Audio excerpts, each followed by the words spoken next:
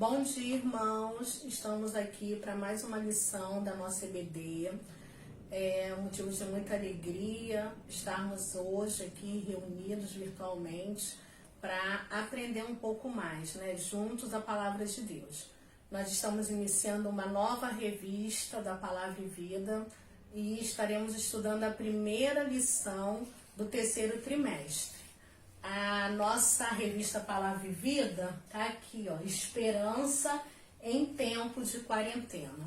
Estamos vivendo momentos difíceis, mas temos que continuar firme na esperança que é Jesus. E diante de todos esses momentos, nós temos a certeza que Jesus está conosco e se nós estamos aqui, é porque Ele tem cuidado de cada um de nós. Então vamos ao objetivo dessa revista desse trimestre. Eu trouxe aqui um pequeno trecho do autor, dos autores, na verdade, dessa revista, porque em cada lição nós temos um autor, e ele diz assim: as lições desta edição especial da nossa Palavra e Vida pretendem produzir clareza e convicção em tempos de adversidades. É essencial manter a mente sã e o espírito fortalecido. Então, torna-se necessário uma interpretação sóbria acerca dos acontecimentos, sem perder o equilíbrio e a visão de reino que nos caracteriza como servos de Jesus. Igualmente, é importante procurar os caminhos de uma espiritualidade saudável, focada em dar respostas ao momento atual e produzir uma firme esperança no futuro que Deus a nós reserva. Então, o futuro está na mão de Deus, precisamos viver agora esse momento presente, sabendo que Ele tem cuidado de nós. E a nossa primeira lição tem como tema, vou colocar aqui agora, olha aí a nossa igreja, A nossa igreja linda, que foi construída aí com muitos esforços, mas infelizmente nesse momento estamos longe dessa construção, mas estamos perto porque temos orado uns pelos outros e temos a certeza que em breve estaremos juntos nesse templo cultuando ao Senhor. E o nosso tema, o tema da nossa lição é: a igreja nunca fecha. Parece contraditório, irmãos? A igreja nunca fecha e a nossa igreja hoje está com seus portões fechados para nós estarmos juntos adorando o Senhor. Mas a igreja verdadeira, ela não fechou. E nós vamos, nessa lição, estar fortalecendo essa igreja que sou eu, que é você. Então, nós vamos primeiro, se nós estivéssemos na classe de EBD, nesse momento, eu perguntaria a você o que é igreja? E qual seria a resposta que você me daria? Eu fui no dicionário e peguei aqui dois significados da palavra igreja. O primeiro, em grego, igreja, eclésias, significa assembleia por convocação, assembleia de fiéis.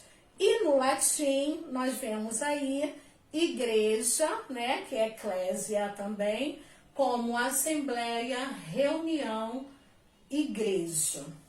E aqui nós temos, olha que foto linda, a foto da nossa igreja, quando podíamos estar ali juntos, todos reunidos.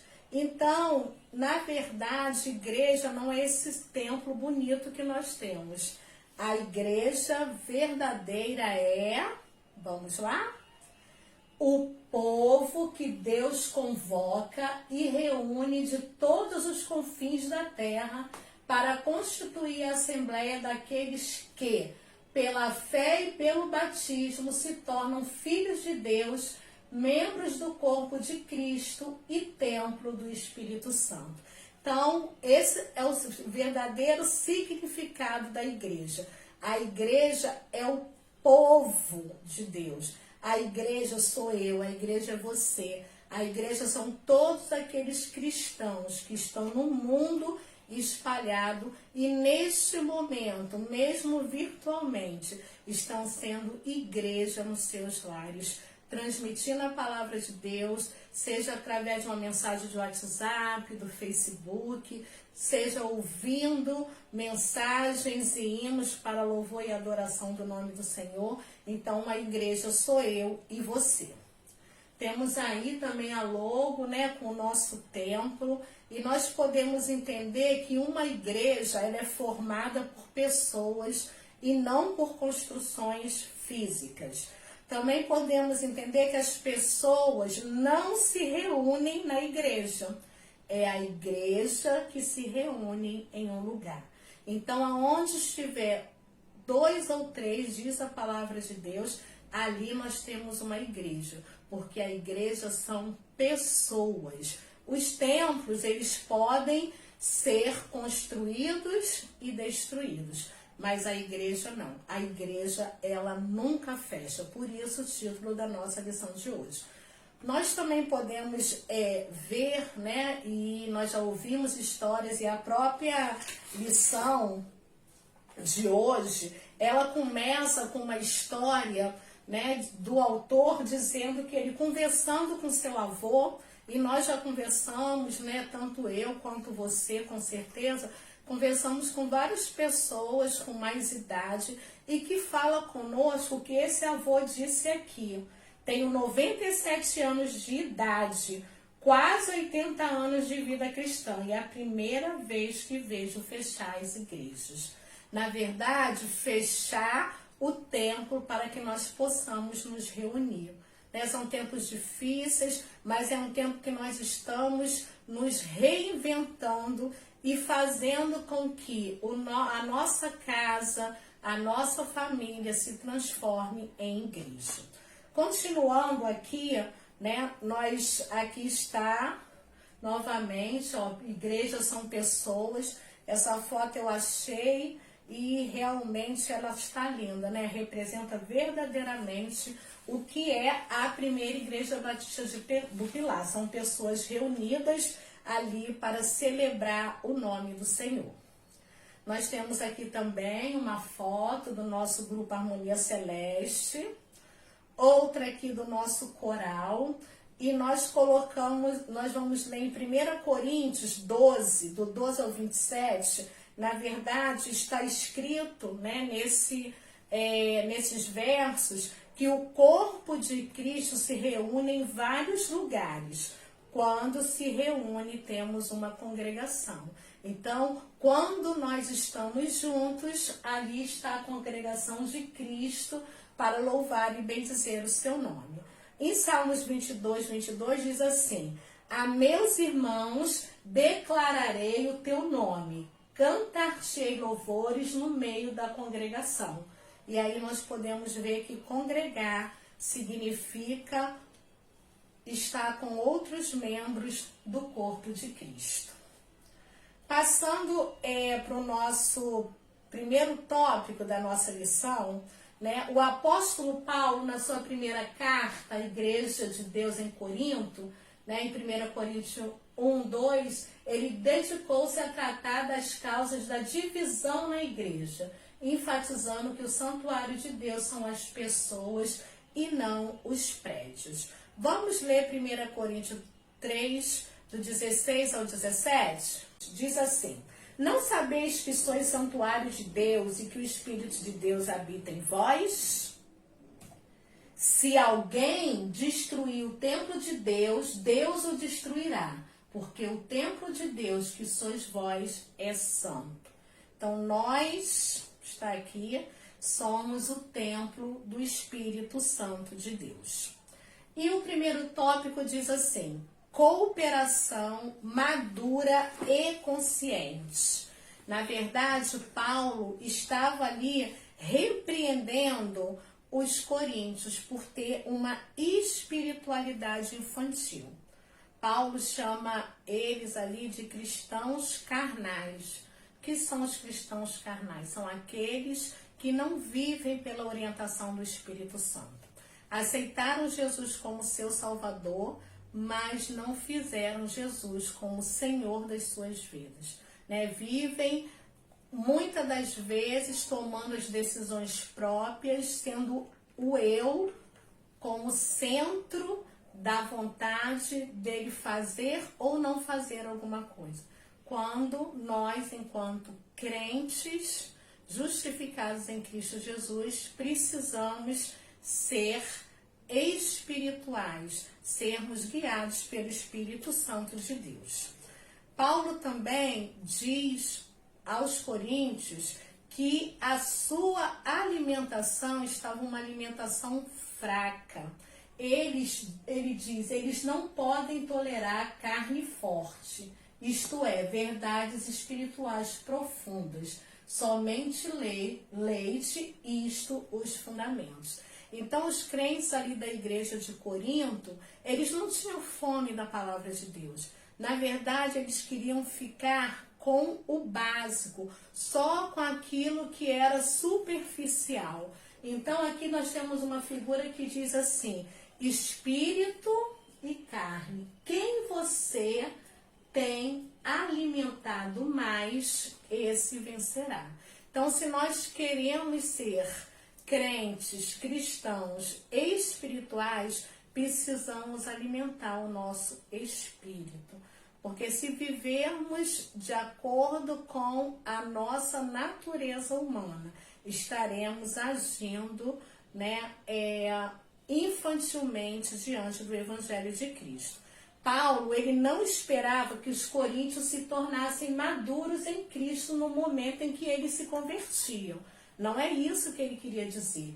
Ele, contudo, esperava que eles crescessem em sua fé, que se santificasse. Então, no início, nós somos como criança, quando convertidos a Cristo.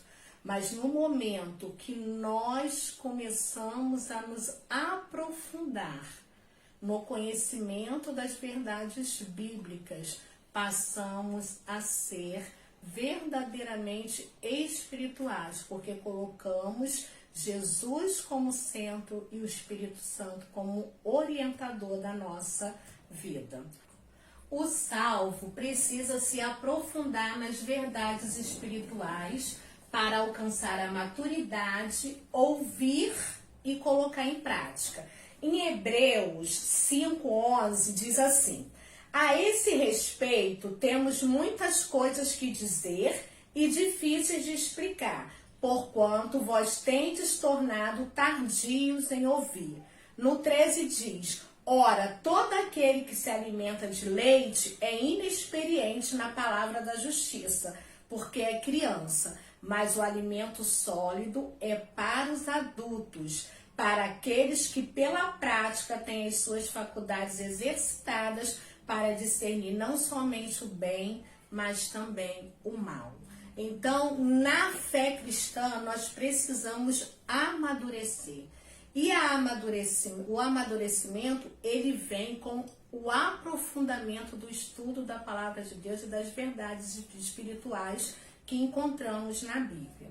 É preciso ter fome, né? Precisamos ter fome da palavra de Deus. Por isso que a EBD é esse instrumento para nós estarmos nos aprofundando, né? No conhecimento da verdade. E outra coisa que Paulo também orientava aos coríntios é que eles precisavam buscar um comportamento de harmonia entre os irmãos. Um dos exemplos, né, de imaturidade espiritual tá achar que só podemos servir a Deus nos templos. Buscar manter-se fiel somente quando o templo está acessível é enganar-se a si mesmo. Então, muitas pessoas acham, quando eu vou à igreja ali, eu sou verdadeiramente crente.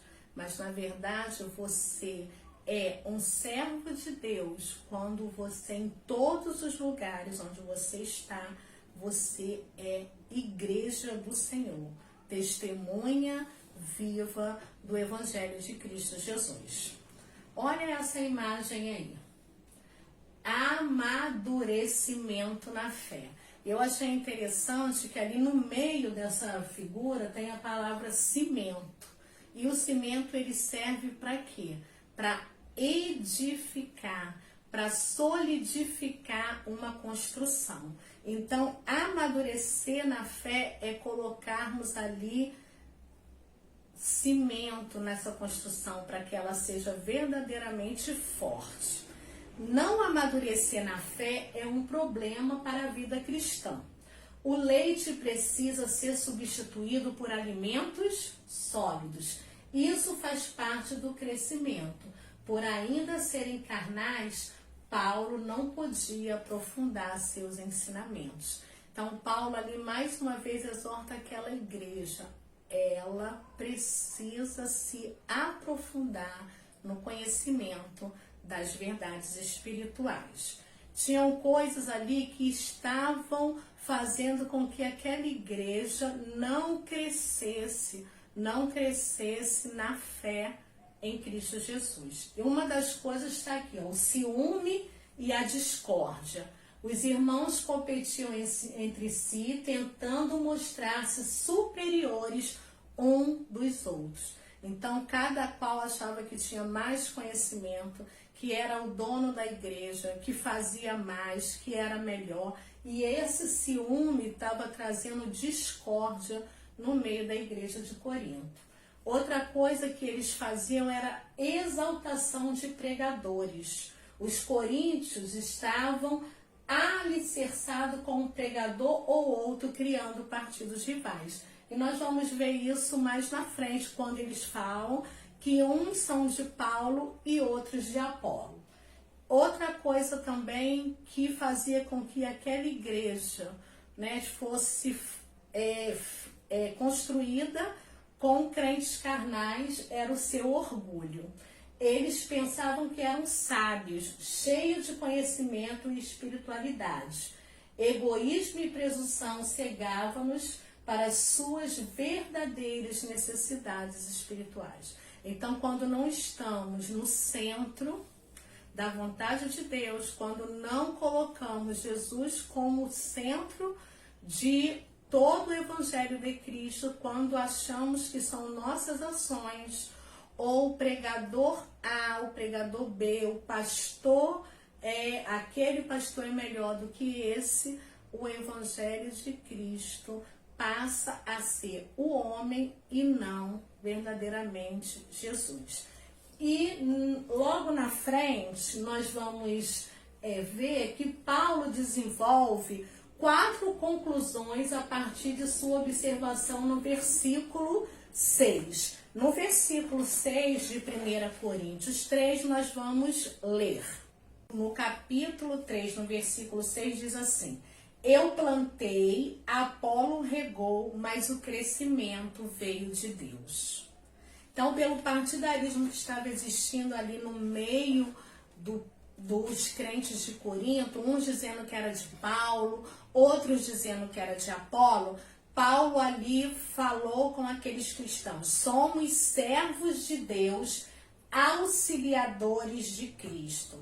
Paulo quis dizer que cumprimos a tarefa que nos foi designada. Sem ele, não podemos fazer nada, como está lá em João 15:5, que diz que sem mim nada podereis fazer, palavra de Jesus. Até a fé daqueles que criam por intermédio deles, Paulo afirmava que era um dom de Deus.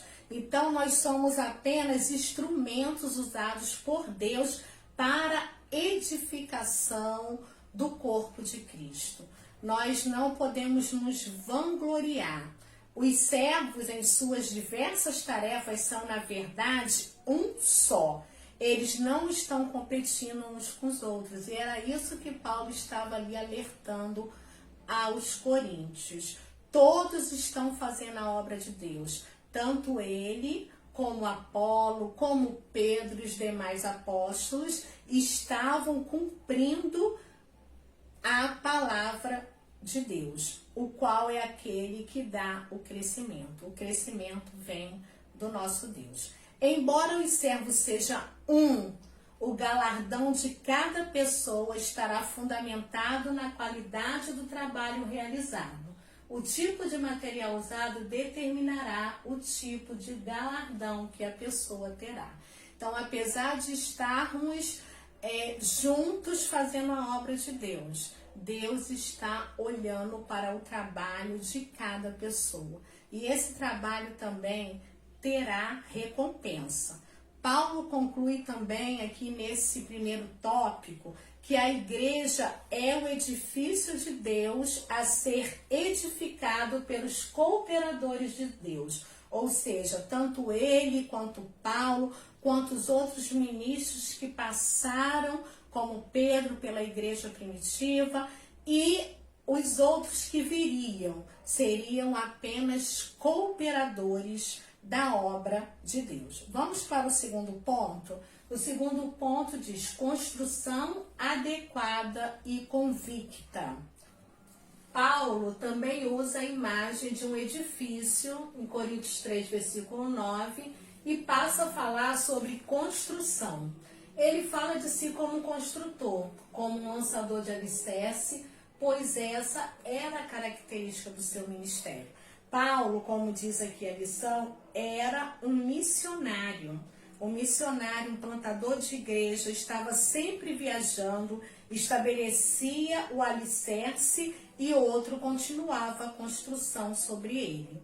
E ali ele alerta os crentes de Corinto que o alicerce da construção era Jesus Cristo.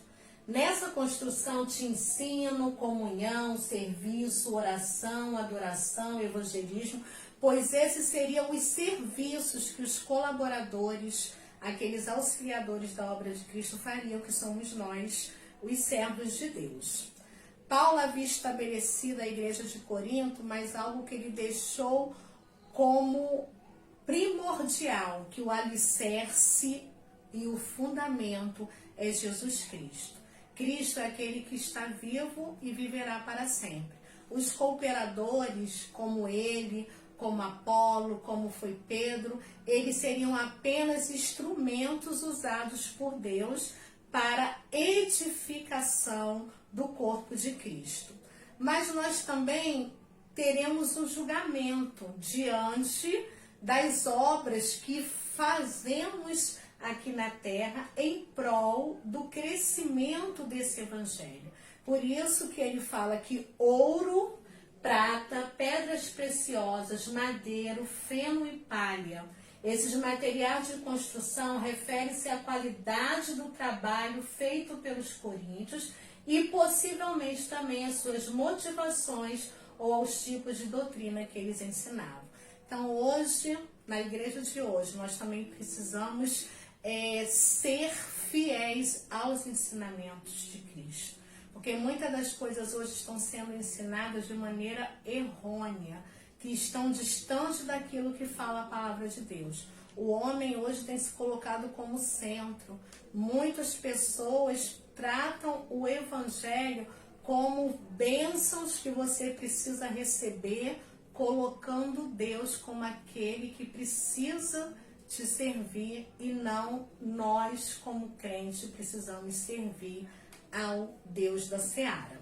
E dentro desse julgamento, Paulo também fala aos coríntios que o dia sobre o momento em que Cristo julgará os méritos do trabalho de seus servos, e não se eles receberão perdão pelos pecados. O perdão já foi concedido pelo sacrifício de Cristo na cruz.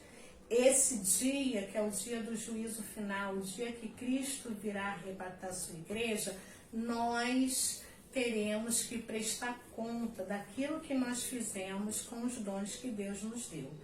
E em Apocalipse 20, 10 diz, de igual modo, fogo não se refere ao fogo eterno da condenação, mas à avaliação das obras dos cristãos. Então seremos avaliados pelaquilo que fizemos.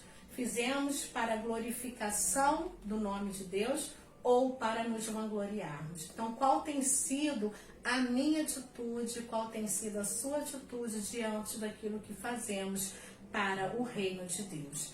E com isso, o fogo naquele dia vai provar a qualidade do ouro. porque se for madeira, feno e restolho, esses serão consumidos. Então, nós precisamos ver que muitas das vezes algumas obras que fazemos, na verdade, consiste em busca por reconhecimento próprio. E isso, com certeza, naquele dia, Deus julgará e nós teremos que prestar conta. Então, queridos, temos assim uma grande responsabilidade enquanto servos de Deus. O verdadeiro valor desse serviço ficará óbvio para todos no dia do juízo de Deus, e nós vamos encontrar isso em Apocalipse 3, 17 e 18. Um comentário interessante que em um dos estudos eu vi, que diz assim: ainda bem que o que salva é o fundamento Cristo e não as obras. A salvação é uma garantia da misericórdia divina e não do resultado das mãos dos construtores. Então, pela graça sois salvo, e isso não vem de vós, é dom de Deus. Então, a salvação é uma graça que recebemos do Senhor. Mas as obras nós precisamos fazer. E com certeza, Deus estará no juízo final avaliando como foram essas obras feitas por mim e por você. No capítulo 3, da nossa lição, nós temos o outro tópico que diz assim: habitação protetora e sagrada. É bem verdade que por nós mesmos nós não temos capacidade nenhuma para uma construção à altura do Evangelho. Somos incapazes de fazer algo que realmente nos dê capacidade, mas Deus é aquele que nos capacita, e nós somos o corpo de Cristo, e fazemos parte dessa grande obra de evangelização. Paulo levanta uma questão provocativa nesse último tópico aqui, que diz assim: não sabeis que sois santuário de Deus e que o seu Espírito habita em vós? O santuário de Deus aqui não é o corpo do crente, mas o crente como igreja. O Espírito Santo habita a igreja. Então, o Espírito Santo deve estar em nosso corpo. É ele que deve orientar as nossas vidas. É o Espírito Santo de Deus que deve ser o guia das nossas ações. Nós vemos aí o Espírito Santo de Deus habita o corpo que é a igreja. Quando Paulo usa a expressão não sabeis, está combatendo a sabedoria humana que pretende saber tudo. Infelizmente, os homens, eles acham que por sua sabedoria, pelo seu conhecimento, ele que consegue tudo. Mas, na verdade, quando vem algo como nós estamos vivendo hoje, não adianta a sabedoria humana, não adianta a riqueza, todos estão passando pelo mesmo momento, em embarcações diferentes, com certeza, mas ninguém hoje, por mais sábio que seja, tem a solução para resolver o problema que estamos vivendo. Então, nós sabemos que só Deus é aquele que dá um basta em momentos difíceis da nossa vida. A igreja não é apenas um lugar religioso, mas é a morada de Deus. Este é o santuário onde Deus habita. Portanto, refere-se à Igreja Universal, a todos aqueles que aceitaram Jesus. Esses são e faz parte da igreja. Alguém pode destruir o santuário de Deus, a igreja? Essa é uma pergunta que eu deixo. Sim ou não? E nós temos a resposta aqui, ó. Sim e não. Por que sim e não? Não, porque Jesus disse que as portas do inferno não prevalecerão contra a igreja. Nós encontramos isso lá em Mateus 16, 18. Igreja é muito mais do que templo. Igreja é gente habitada pelo Espírito, por isso a igreja nunca fecha. A proteção da igreja é o Senhor. Ele é o guarda de Israel, como diz lá no Salmo 121. A presença do fiel protetor faz do santuário algo sagrado. E sim, por que sim?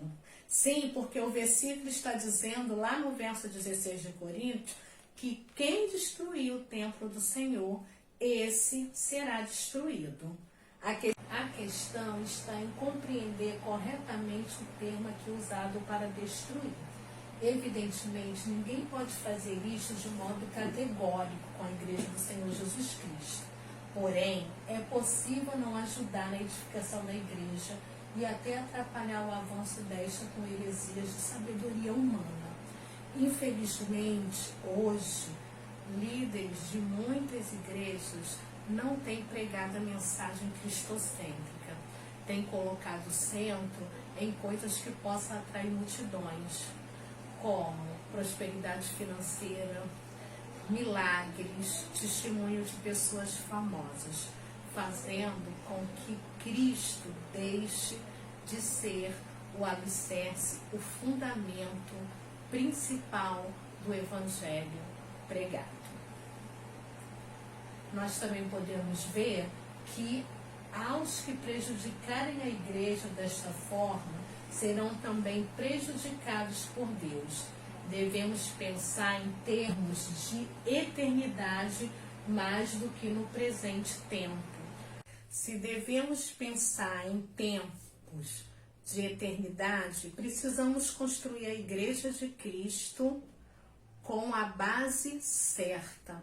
E a obra-prima é a palavra de Deus. Não devemos nos gloriar por aquilo que fazemos, porque a motivação certa, a motivação da nossa construção é a glória de Deus. Quando colocamos a glória no homem, nós roubamos assim a glória de Deus. E como Deus ama a sua igreja, trabalhar para destruí-la é chamar para si a disciplina divina. Deus, como protetor, a sua presença protetora e sagrada age poderosamente na edificação da Igreja de Cristo. Temos uma grande responsabilidade, por isso precisamos fazer a nossa parte, que é a edificar a igreja na palavra. Porque em Hebreus 12, 29 diz que o nosso Deus é fogo que consome. E no dia final prestaremos conta das nossas obras ao nosso Deus. Concluindo, o nosso para pensar e agir.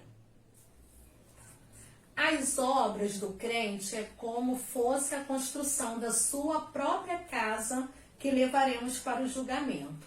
O material com que construímos será submetido ao fogo, ao julgamento de Deus.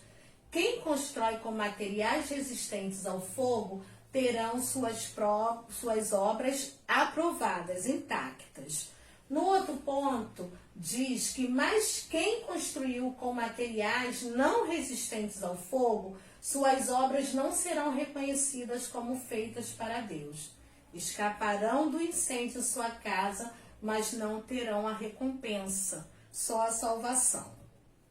Ninguém receberá galardão por ser dirigente de um grupo musical na igreja, por ser cantor gospel, por ser até mesmo um pastor, se o que ele fizer não for para a glória de Deus.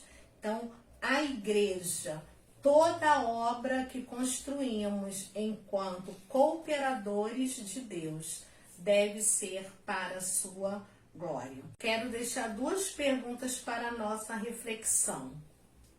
Somos santuários de Deus. Uma vez que igreja é gente, como deve ser o relacionamento entre os irmãos em Cristo?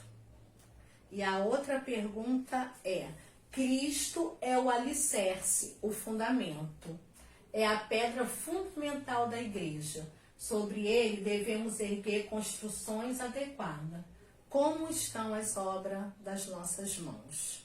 Que Deus a todos abençoe e que possamos refletir quais são as obras que estamos fazendo para a edificação do corpo de Cristo. Deus abençoe a todos, um domingo de bênção para todas as famílias da Primeira Igreja Batista em Pilar. Não é fácil ficar em casa numa quarentena, principalmente no domingo, quando estávamos todos juntos para prestar um culto ao nosso Deus. Mas nesse momento nós vamos orar, para que em breve possamos nos reunir para glorificar o nome do Senhor. Feche seus olhos, estaremos orando nesse momento. Querido Deus, eterno Pai, diante da Tua presença, estamos aqui nesta manhã, agradecidos por mais um dia que o Senhor tem nos concedido. Nesse momento, queremos Te pedir para aqueles que ainda estão sofrendo com essa pandemia, Senhor, nos leitos dos hospitais, que o Senhor traga o refrigério que eles precisam nesse momento. Aqueles que perderam seus entes queridos, Senhor, que o Senhor possa trazer o consolo do Teu Espírito e que a Tua graça e a Tua misericórdia esteja sobre todas as famílias da Primeira Igreja Batista em Pilar, que em breve possamos, ó Deus, estar juntos em comunhão para glorificar o Teu santo nome. Quero Te agradecer pela vida do pastor Celso, que completou mais uma primavera. Que o Teu servo continue, ó Deus, guiando o Teu rebanho, orientado pelo Teu Santo Espírito. Nós Te agradecemos por tudo que o Senhor tem nos concedido. Fica conosco e com todas as famílias da Primeira Igreja Batista em Pilar. É o que eu Te peço e Te agradeço, em nome de Jesus. Amém. Um abraço a todos os irmãos.